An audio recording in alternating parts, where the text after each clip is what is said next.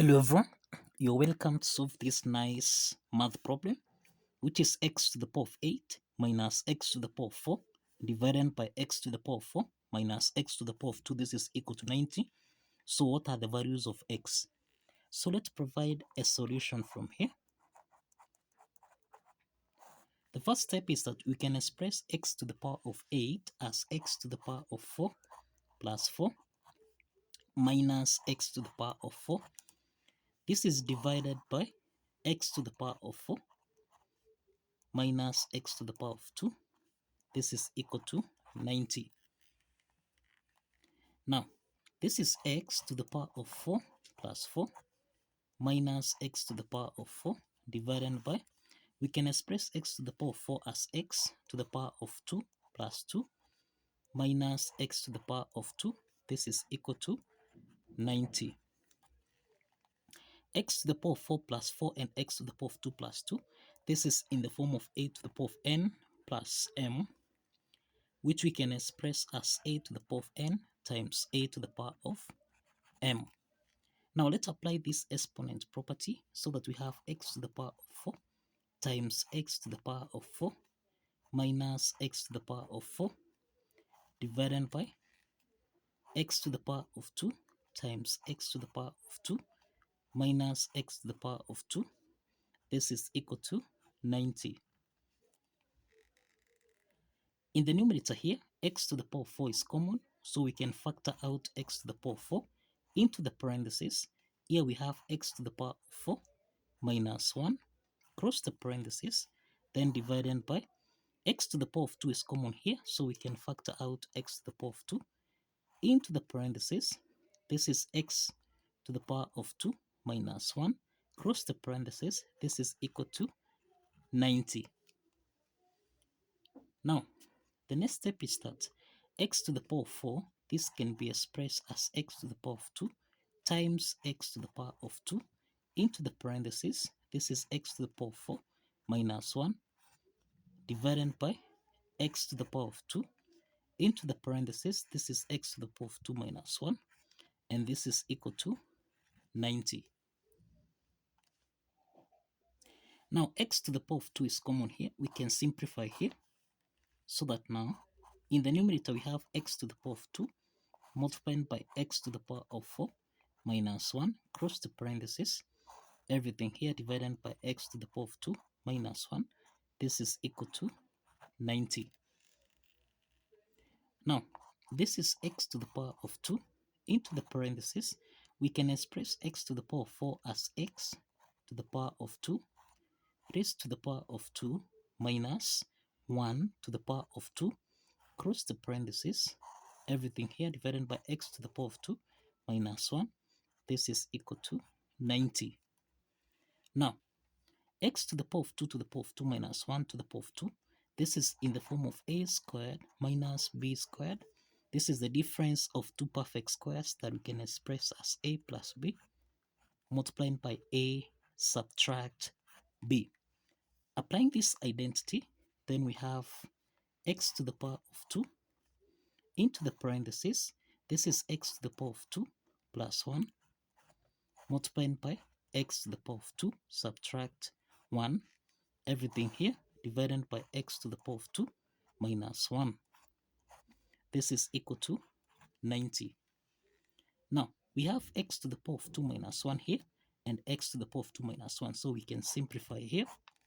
And this therefore means we have x to the power of 2 multiplied by x to the power of 2 plus 1. This is equal to 90. Now, x to the power of 2 times x to the power of 2, this is x to the power of 4, then plus x to the power of 2 times 1, this is x to the power of 2, and this is equal to 90. The next step is that x to the power of 4, this is the same thing as x to the power of 2 raised to the power of 2 plus x to the power of 2. Let's take 90 on the left hand side. So this is minus 90. This is equal to 0. Now, the next step is we have x to the power of 2 and x to the power of 2 here. So we can let x to the power of 2 be equal to u. Substituting u in the equation here, then we have u squared plus u minus 90. This is equal to 0. Now this is a quadratic equation that we can solve by factorization method. Remember the product here is minus 90. The sum is equal to 1. So let's identify these two factors. And the two factors here, we have 10, comma, minus 9. 10 times minus 9, this is minus 90. Then 10 plus minus 9, this is 1. Substituting these factors, then we have u squared plus 10u minus 9u minus 90. This is equal to 0. So we have got two parts here. From the first part, u is common, so we have u into the parentheses. This is u plus 10 minus 9 is common here, so we factor out 9 into the parentheses. This is u plus 10. This is equal to 0. U plus 10 is common here, so we have u plus 10 multiplied by u minus 9. This is equal to 0. Now, we have got two cases here. We have that case 1. We have u plus 10. This is equal to 0. And we have case 2, which is u minus 9. This is equal to 0.